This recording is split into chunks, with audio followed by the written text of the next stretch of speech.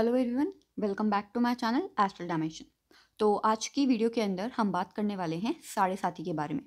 Basically साढ़े साती सबको पता है कि सैटर्न के साथ लिंक्ड है।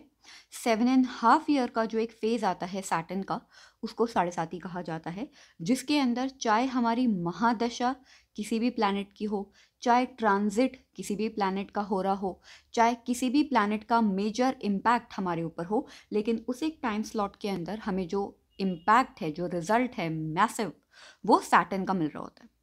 तो अपने चार्ट के अंदर, अपने बर्थ चार्ट में किस तरीके से हम साढ़े साथी को डिस्कस कर सकते हैं, उन सभी चीज़ों को इस एक रीडिंग के अंदर हम समझने वाले हैं। सबसे पहले, जैसे कि मैंने बताया, ये मेजरली सैटर्न का इम्पैक्ट है और अपने चार्ट में स्टडी करने के लिए इसके 3 पैरामीटर्स हैं। एक, हम स्टडी कर सकते हैं असेंडेंट लग्न के थ्रू कि क्या इम्पैक्ट होने वाला है साढ़े साथी का। जैसे बहुत लोग घबराते हैं, नेगेटिव हो जाते हैं, या उनको ये बताया जाता है कि साढ़े साथी तो बहुत नेगेटिव एंड बहुत टफ एंड हैवी चीज़ है। इन रियलिटी ऐसा नहीं होता है। तो सबके साथ ऐसा नहीं होता है, और सैटर्न का एक तरीका होता है कुछ सिखाने का, वो समझना ज़रूरी है। और वो हमें तभी समझ में आएगा जब हम साढ़े साथी को समझने की कोशिश करेंगे इन डेप्थ। दूसरा होता है placement of Saturn. Saturn exactly है कहाँ आपके चार्ट में, क्या पोजीशन है, क्या स्ट्रेंथ है, उससे हम समझते हैं साढ़े साथी का इम्पैक्ट। तीसरा होता है सैटर्न के साइंस, जो कि हैं कैप्रिकॉन और एक्वेरियस। उनसे हम साढ़े साथी को समझ सकते हैं। तो सबसे पहले स्टडी करना स्टार्ट करते हैं कि किस तरीके से हम सैटर्न की साढ़े साथी को देख सकते हैं अपने चार्ट में। सपोज करिए ये एक चार्ट है। तो पहला हमारा मेथड था असेंडेंट का, कि लग्न के थ्रू हम किस तरीके से साढ़े साथी को समझ सकते हैं, सीख सकते हैं। अब सपोज करिए ये आपका बर्थ चार्ट है, आपको देखना है असेंडेंट लग्न। आपका यहाँ पे लग्न क्या है? इस एक चार्ट के अंदर लग्न लिखा हुआ है 5, जिसका मतलब है लियो, जिसको रूल करता है सन। अब ये देखिए सन का और सैटर्न का कैसा रिलेशनशिप है। सन और सैटर्न आपस में एनिमीज हैं। अब हमें बेसिकली देखना है सैटर्न और सन के बीच में किस तरीके का रिलेशनशिप है। सैटर्न सन को क्यों पसंद नहीं करता, या सन सैटर्न को क्यों पसंद नहीं करता? तो बेसिकली सैटर्न को सन का एरोगेंस एंड ईगो नहीं पसंद। तो साढ़े साती के टाइम पे सैटर्न का सारा रिजल्ट जब असेंडेंट से फिल्टर आउट होकर आएगा, तो वो सारा का सारा काम आपकी ईगो को ब्रेक करने का होगा। ये सैटर्न कोशिश करेगा आपका unnecessary arrogance, unnecessary ego and over confidence को ब्रेक किया जाए। तो इस एक साढ़े साती के टाइम स्लॉट के अंदर जो भी इम्पैक्ट सैटर्न का आपको मिल रहा है, वो लेसन मेजरली डिपेंड करेगा कि एक तो आपका जो ड्रामेटिक एटीट्यूड है उसको कम किया जाए, दूसरा आपकी ईगो को कम किया जाए, तीसरा किसी भी काम के लिए अगर आप ये बोल रहे हैं कि अरे ये तो बहुत लो कैटेगरी का काम है, ये काम तो मेरे क्लास का नहीं है, मेरे लेवल का नहीं है, तो सैटर्न वही काम देके अगेन आपकी ईगो को ब्रेक करेगा। तो जो भी चीज़ आपके उस वक्त, आपके एज के अकॉर्डिंग, आपके टाइम के अकॉर्डिंग आपने अपनी ईगो से अटैच करी हुई है कि यार ये काम तो मैं बिल्कुल नहीं कर सकता, या ये काम करने में तो मेरी ईगो आ रही है बीच में, सैटर्न वही काम करवाएगा। ये इतना सिंपल हो सकता है कि सपोज करिए आप क्लास में हैं, 12th क्लास में हैं, और आपके अपने किसी क्लासमेट से अच्छी बॉन्डिंग नहीं है। अब साढ़े साती के टाइम पे आपको अपने नोट्स उसी एक इंसान से लेने पड़ेंगे। तो कहने का मतलब यह है, आपको अपनी ईगो को साइड में रख के काम करना पड़ेगा साढ़े साती के फेस में। आप सपोज कर लीजिए यहाँ पे असेंडेंट होता 8, मतलब स्कॉर्पियो। तो स्कॉर्पियो किसको, कौन रूल करता है स्कॉर्पियो को? Mars and Ketu. तो अब अगर साढ़े साती का इम्पैक्ट हमारे असेंडेंट से फिल्टर आउट होकर आएगा, तो स्कॉर्पियो का क्या मेजर चीज़ है, और मार्स से सैटर्न क्यों चिढ़ता है? अब मार्स से सैटर्न क्यों उसकी एनिमोसिटी है, क्यों मार्स के साथ अच्छी बॉन्डिंग नहीं है? आपको बहुत सिंपल तरीके से समझना है एस्ट्रोलॉजी को, किसी भी चीज़ को कॉम्प्लिकेट करने की ज़रूरत नहीं है। बेसिकली हमको ये समझना है, सैटर्न को ये नहीं पसंद कि आप सिर्फ और सिर्फ अपनी स्ट्रेंथ का इस्तेमाल कर रहे हैं। सैटर्न चाहता है आप अपने स्ट्रेंथ के साथ अपने माइंड का इस्तेमाल करें, और अपनी स्ट्रेंथ का यूज़ आप सिर्फ और सिर्फ अपने लिए ना करें, उसका यूज़ बाकियों को भी कहीं ना कहीं हेल्प आना चाहिए। तो जब ये रिजल्ट मार्स स्कॉर्पियो के थ्रू फिल्टर आउट होकर आएगा, तो सबसे पहले सैटर्न टारगेट करेगा आपके सीक्रेट्स को। जिस भी चीज़ को आप बहुत सीक्रेटिव कंसिडर करते हैं, जिस भी इंसान को आप अपने बहुत क्लोज कंसिडर करते हैं और उसको अपने सारे सीक्रेट्स बताते हैं, उस इंसान का रियल फेस आपको देखने को मिलेगा इस एक पर्टिकुलर साढ़े साथी के फेस में। तो सैटर्न सबसे पहले जिस चीज़ को हर्ट करेगा वो है आपके secrets, then your sexuality. Suddenly या तो आपकी सेक्सुअल डिज़ायर बढ़ जाएगी, लो हो जाएगी, या सडनली आपको रियलाइजेशन होगा कि नहीं, मेरी ओरिएंटेशन ये नहीं है, मेरी ओरिएंटेशन ये है, मुझे ये चीज़ नहीं पसंद, मुझे ये पसंद है। तो सेक्सुअलिटी को टारगेट करेगा। लोग आपको हर्ट कर सकते हैं on basis of your sexuality. लोग आपको हर्ट कर सकते हैं on basis of your secrets. जिस चीज़ से आपको बहुत ज़्यादा फियर है, लिटरली आप डरते हैं। सपोज करिए कुछ लोगों को कन्फ्रंटेशन बिल्कुल नहीं पसंद होता, उनको अपने आसपास शोर शराबा पसंद नहीं होता, तो सडनली सैटर्न आपको एक ऐसी एनवायरनमेंट देगा जहाँ पे आपको उन्हीं चीज़ों से डील करना पड़ेगा जिन चीज़ों का आपको सबसे ज़्यादा फियर है। तो साढ़े साथी बेसिकली टारगेट करेगा आपके असेंडेंट के थ्रू किसी भी चीज़ को। सपोज करिए यहाँ असेंडेंट होता 3, जेमिनी, मर्क्यूरी रूल करता है। मर्क्यूरी और सैटर्न का कनेक्शन खराब नहीं है, बट मर्क्यूरी के साथ इशू ये है कि मर्क्यूरी को बहुत जल्दी चलना है। मर्क्यूरी आपके आइडियाज़ है, मर्क्यूरी क्रिएटिविटी का भी एक पार्ट है क्योंकि सोचना पड़ता है, यूथ है, सोशल मीडिया है, कम्युनिकेशन है। तो साढ़े साथी का इम्पैक्ट सबसे पहले पड़ने वाला है आपके फ्रेंड्स के साथ बॉन्ड पे, आपके सिबलिंग्स के साथ बॉन्ड पे, आपके आइडियाज़ पे, आपके कम्युनिकेशन पे। आप गलती से गलत चीज़ बोल देंगे और बाद में आपको रिग्रेट होगा कि यार ये चीज़ मैंने ऐसे क्यों बोल दी। आपके फ्रेंड्स का असली चेहरा आपको देखने को मिलेगा। आप किसी भी डिसीजन को लेने में बहुत टाइम लगा देंगे और वो तब तक अपॉर्चुनिटी आपके हाथ से निकल जाएगी। इस वक्त आपको ध्यान रखना पड़ेगा, जब आप असेंडेंट से फिल्टर आउट करते हैं तो आपको सैटर्न का कनेक्शन समझना है असेंडेंट लॉर्ड से। कौन है असेंडेंट लॉर्ड? यहाँ पे कोई भी प्लैनेट हो, कोई इंपैक्ट नहीं है, उस प्लैनेट को नहीं देखना। आपको देखना है यहाँ पे असेंडेंट लॉर्ड कौन है, उसका कनेक्शन क्या है सैटर्न के साथ। तो ये था आपका पहला पैरामीटर जिससे आप साढ़े साथी को समझेंगे। है हमारा सेकंड पैरामीटर जो कि है हमारी पोजीशन ऑफ सैटर्न। सैटर्न की क्या पोजीशन है आपके चार्ट के अंदर, इसमें आपको देखना है हाउस और साइन दोनों। अब सपोज ये आपका चार्ट है, यहाँ पे सैटर्न 10th हाउस के अंदर है जो कि ओरिजिनली वो खुद रूल करता है, और ये है टॉरस के साइन में जिसको वीनस रूल करता है। अब यहाँ पे सैटर्न साढ़े साथी में कौन सी चीज़ को सबसे ज़्यादा टारगेट करेगा? इस एक फेज में सैटर्न आपकी सोशल जो स्टेटस है उसको इम्पैक्ट करेगा, और जो लोग आपके सोशल स्टेटस को इम्पैक्ट करेंगे वो फीमेल्स हो सकती हैं। आपके द्वारा फीमेल्स को कही गई कोई भी बात उनकी ब्यूटी के ऊपर, उनके एसेट्स के ऊपर, उनके रिलेशनशिप के ऊपर इतनी बड़ी आउट ऑफ प्रोपोर्शन हो जाएगी कि वो कोई स्कैंडल या कंट्रोवर्सी का रूप ले ले, जिसकी वजह से आपकी जो सोशल इमेज है आपके वर्क प्लेस में, आपकी सोसाइटी में, वो डिस्टर्ब हो सकती है। तो ये सैटर्न का इम्पैक्ट रहेगा क्योंकि ये 10th हाउस है आपका कर्मा। आप कहाँ पे कर्म कर रहे हैं, तो आप जहाँ पे भी काम करते हैं, सपोज करिए आप हाउस वाइफ हैं, आप घर में काम कर रहे हैं, तो घर में जो फीमेल्स हैं वो आपकी इमेज को खराब करने की कोशिश कर सकती हैं साढ़े साथी के फेस में। और ये ऐसा नहीं है कि वो इमेज खराब करेंगे आपका कुछ नुकसान होगा, नहीं। वो फीमेल्स हो सकता है पहले आपके साथ बहुत अच्छा बॉन्ड हो, लेकिन सडनली वो किसी चीज़ को लेके आपको ऐसी बात बोल दें कि आपको लगे कि यार ये क्या किया इन्होंने मेरे साथ, तो वो उनका असली चेहरा होगा। तो मेन चीज़ जो है वो सैटर्न आपको रियलिटी दिखा रहा है। किसकी रियलिटी दिखा रहा है ये हमें समझ में आ रहा है जैसे जैसे हम सैटर्न को समझ रहे हैं।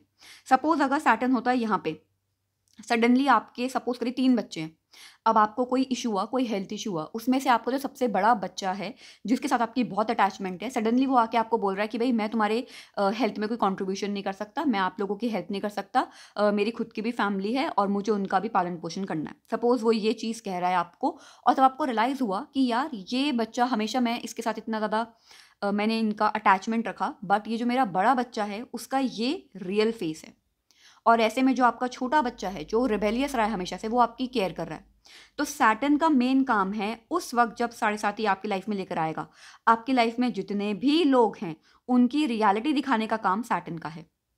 सपोज अगर सैटर्न यहाँ पे होता तो अगेन आपकी फैमिली, अगर सैटर्न होता यहाँ आपके पार्टनर, पार्टनरशिप में कोई बिजनेस कर रहे हैं तो आपके लाइफ पार्टनर, किसी रिलेशनशिप में है तो वो पार्टनर। सपोज अगर सैटर्न यहाँ होता आपके गुरु, गाइड, मेंटोर्स, आपके फॉरेन क्लाइंट्स, अगर आपका कोई ऐसा दोस्त है जो डिफरेंट कल्चर डिफरेंट बैकग्राउंड का है, उनके साथ बॉन्ड, वो रियलिटी दिखाएंगे। और अगर सपोज करिए सैटर्न यहाँ पे है, तो एक तो आपके इमोशंस को भी डिसरेगुलेट कर देगा, आप अपने इमोशंस को बैलेंस नहीं कर पाएंगे। यहाँ पे सैटर्न इम्पैक्ट करेगा आपकी मेंटल हेल्थ को, आपके सबकॉन्शियस माइंड को। यहाँ पे सैटर्न इम्पैक्ट करेगा आपके रिलेशनशिप की रियलिटी को। अगर हमेशा से आपने अपने रिलेशनशिप के अंदर रेड फ्लैग्स को इग्नोर किया है, तो साढ़े साथी के अंदर सैटर्न आपके सामने आपके रिलेशनशिप के सारे रेड फ्लैग्स को ले आएगा और आपको दिखाई देंगे कि देखो मैंने ये चीज़ें अब तक इग्नोर करी हैं, बट ये चीज़ें गलत है मेरे रिलेशनशिप के अकॉर्डिंग। तो कहने का मतलब ये है, साढ़े साथी के टाइम में सैटर्न जहाँ पे बैठा हुआ है उस जगह को डिले करेगा, स्लो करेगा, फ्रस्ट्रेट करेगा उस एक सेक्टर में, प्लस उन सेक्टर से रिलेटेड लोगों की रियलिटी आपको दिखाएगा कि ये इनका रियल फेस है। अगर सैटर्न यहाँ पे है तो मदर की रियलिटी, जरूरी नहीं है सबकी रियलिटी नेगेटिव हो, कुछ लोग बहुत वल्नरेबल वीक निकलेंगे। सपोज सैटर्न आपका यहाँ पे है और उस वक्त आप नोटिस कर रहे हैं सडनली आपके फादर, आपको हमेशा तो लगता था कि मेरे फादर एक बहुत मेंटली स्ट्रांग इंसान है, बट इस एक फेज में कोई ऐसी सिचुएशन आई आपकी फैमिली में कि फादर कंप्लीटली ब्रेक डाउन हो गया, फादर कंप्लीटली टूट गए एक तरीके से, और आपको मैनेज करना पड़ रहा है फादर को। तो वो फादर की वीकनेस आपको नजर आई कि नहीं, एक वल्नरेबल साइड भी है मेरे फादर की। तो सैटर्न का काम है रियलिटी दिखाना। यहाँ पे सैटर्न आपको किसी पिलग्रिमेज पे लेके जाएगा, हो सकता है कोई साधु संत उस वक्त कोई करप्ट प्रैक्टिसेस में इन्वॉल्व हो और आपको रियलिटी नजर आए कि मेरी फैमिली हमेशा से जिन स्पिरिचुअल सेज, जिन स्पिरिचुअल साधु के पीछे रहते हैं, बट वो करप्ट है। तो ये रियलिटी उनकी खोल सकता है यहाँ पे। तो सैटर्न का आई होप आपको समझ में आ रहा है कि जो इम्पैक्ट है बेसिकली वो रियलिटी दिखाने का है उस हाउस से रिलेटेड, और डिले करने का है उस हाउस से रिलेटेड चीज़ों को। यहाँ पे करियर के अंदर जो भी आप चीज़ डेस्परेटली चाह रहे हैं वो लेट होगी। और ध्यान रखिए, हमेशा सैटर्न सेंस करता है डेस्परेशन को। जिस चीज़ को लेके आप सबसे ज़्यादा डेस्परेट हैं, सबसे ज़्यादा सैटर्न उसी एक चीज़ को डिले करेगा। जिस चीज़ को आप सिर्फ कर्म की तरह देख रहे हैं, काम कर रहे हैं और आपको लग रहा है ठीक है रिजल्ट जो मिलना होगा मिल जाएगा, उस चीज़ को फिर भी सैटर्न जल्दी कर देगा, बट डेस्परेशन को वो लेट करेगा। अब है हमारा तीसरा पैरामीटर जो कि है साइन ऑफ सैटर्न।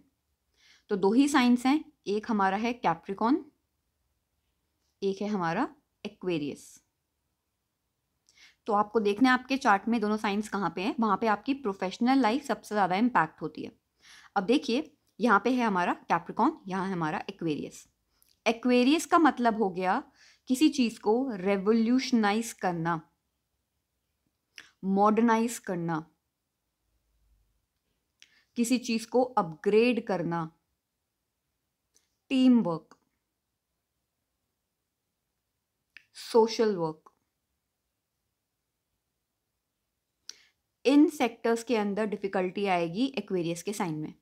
तो यहाँ पे है एक्वेरियस का साइन, जब तक आप अपने रिलेशनशिप के कुछ एस्पेक्ट्स को मॉडर्नाइज नहीं करते, चेंज नहीं करते, अपग्रेड नहीं करते, वैसे ही चले जा रहे हैं जैसे हमेशा से काम चल रहा है, तो बात नहीं बनेगी।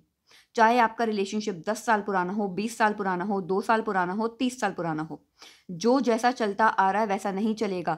एक्स्ट्रा एफर्ट्स डालने पड़ेंगे, सीखना पड़ेगा कि इस वक्त मेरी लाइफ पार्टनर किस एक जोन में है और इस वक्त मुझे अपने लाइफ पार्टनर के साथ बेटर रिलेशनशिप फॉर्म करने के लिए क्या करना पड़ेगा। तो आपको एक्वेरियस के साइन में रेवोल्यूशनाइज करना है, मॉडर्नाइज करना है, अपग्रेड करना है, टीम वर्क का महत्व समझना है उस एक सेक्टर में, और उस एक पार्टनर के साथ सोशल वर्क करना है जहाँ पे भी ये एक्वेरियस साइन हो।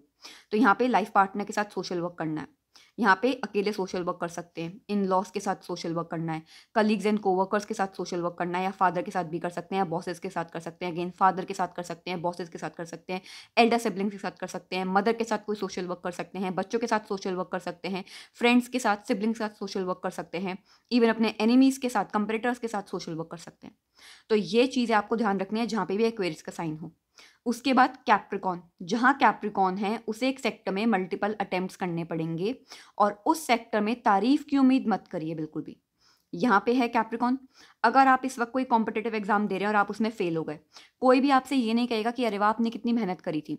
आपको एक तो मल्टीपल अटेम्प्ट्स देने पड़ेंगे, चौथे या पांचवें अटेम्प्ट में आपका काम बनेगा, और लोग आपको वैलिडेट एंड अप्रिसिएट नहीं करेंगे, स्पेशली 35 की एज तक तो बिल्कुल भी नहीं। उससे पहले साढ़े सात ही है तो बहुत ज़्यादा हैवी इम्पैक्ट आएगा आपके ऊपर। और इस एक सेक्टर में आप जितनी मेहनत करेंगे रिजल्ट बहुत धीरे मिल रहे होंगे।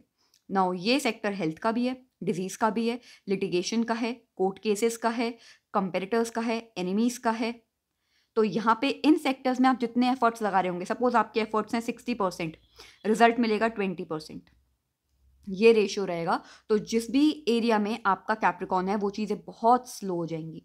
आपके डेली रूटीन में, आपके माइंड में तो होगा मैं ये कर दूंगा, वो कर दूंगा, ऐसे कर लूंगा, आज ये कर लूंगा, यहाँ जाऊंगा, काम आपसे सिर्फ एक होगा, क्योंकि आपको इतना स्लोनेस फील होगी इस एक जोन में कि आप ना चाहते भी एफर्ट्स नहीं कर पाएंगे। और ये है आपके डेली रूटीन का एरिया, हॉबीज का, आपके रूटीन का एरिया। और इस एक सेक्टर में किस तरीके से ओवरकम कर सकते हैं? डिसिप्लिन। कैप्रिकॉन का दूसरा मतलब ही है डिसिप्लिन। अगर आप डिसिप्लिन्ड हैं अपने हेल्थ को लेके, अपने एनिमीज के साथ, अपने कंपटीशन को लेके, अपने रूटीन को लेके, तो ये काम बन जाएगा, चाहे कुछ डिले हो बट हो जाएगा। सपोज यहाँ होता कैप्रिकॉन, अपने ऊपर आप जितनी मेहनत करना चाहेंगे उसका रिजल्ट बहुत स्लो मिलेगा। आपके कोई भी काम जो आप स्टार्ट करने जा रहे हैं, स्टार्ट करने से पहले ही बहुत ज़्यादा डिले आ जाएगा। मल्टीपल अटेम्प्ट्स लगेंगे किसी भी चीज़ को स्टार्ट करने के लिए। सपोज आपका कैप्रिकॉन यहाँ है, कहीं पे मीटिंग कोई फिक्स होगी, दोबारा से डिले हो गई, फिर दोबारा जाने का योग बनेगा, फिर दोबारा से डिले हो गया, फिर आप कहीं जा रहे होंगे लेकिन वो काम नहीं हो पाएगा जिस काम के लिए जा रहे थे। फादर की हेल्थ इम्पैक्ट हो सकती है, हो सकता है फादर बिल्कुल वैलिडेट ना करें, बहुत नेगेटिव एंड कड़वी चीज़ें बोलें। और कहीं पिलग्रिमेज पे जा रहे हों बट वो जाना ना हो पाए, कैंसिल हो जाए, बार बार मल्टीपल अटेम्प्ट करने के बाद वो चीज़ सक्सेसफुल हो। तो कैप्रिकॉन, आपको डिसिप्लिन उस जगह पे होना है और मल्टीपल अटेम्प्ट्स करने पड़ेंगे। वैलिडेशन की उम्मीद मत करिए, चीज़ें उस एरिया में स्लो होंगी। तो इन चीज़ों का आपको ध्यान रखना है जब हम थर्ड पैरामीटर पढ़ रहे हो। तो ये वो 3 तरीके हैं जिससे आप समझ सकते हैं कि साढ़े साती इंसान को किस तरीके से इम्पैक्ट करती है। और ज़रूरी नहीं है कि साढ़े साती हमेशा नेगेटिव हो।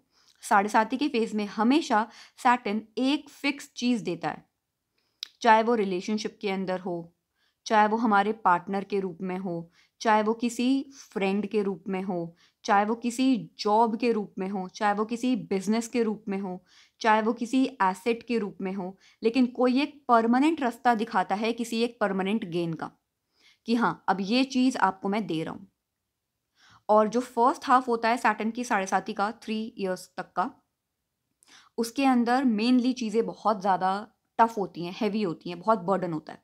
लेकिन जो उसके बाद का टाइम आता है उसके अंदर सैटर्न रिजल्ट दे रहा होता है आपके अच्छे और बुरे दोनों कर्मों का। और वो एक फेज होता है जिसमें इंसान के साथ पॉजिटिव भी होता है, डिपेंडिंग ऑन योर कार्मिक बैकलॉग, कि इंसान का किस तरीके का कार्मिक बैकलॉग है। और जो 3 साल के बाद का इम्पैक्ट होता है साढ़े साथी का, उसको मेजरली हम स्टडी कर सकते हैं, क्योंकि उस एक इम्पैक्ट में हम देख सकते हैं इंसान के चार्ट में कितने पॉजिटिव एक तरीके से एक्यूमुलेटेड कार्मा है और कितना नेगेटिव एक्यूमुलेटेड कार्मा है। तो इसी वजह से जो बाद के 3 साल हैं उसी की वजह से हम ये नहीं कह सकते सबकी साढ़े साथी खराब है या सबकी साढ़े साथी अच्छी है। तो आई होप आपको काफ़ी कुछ चीज़ें समझ में आएंगी। अगर स्टिल आपके कुछ कमेंट्स में आपको डाउट्स लिखने हो, क्वेश्चंस पूछने हो, तो आप पूछ सकते हैं। एंड रीडिंग के लिए वीडियो के ऊपर ही डिस्क्रिप्शन में आ रहा होगा व्हाट्सएप नंबर, तो उस पर आप कॉन्टैक्ट कर सकते हैं। Thank you.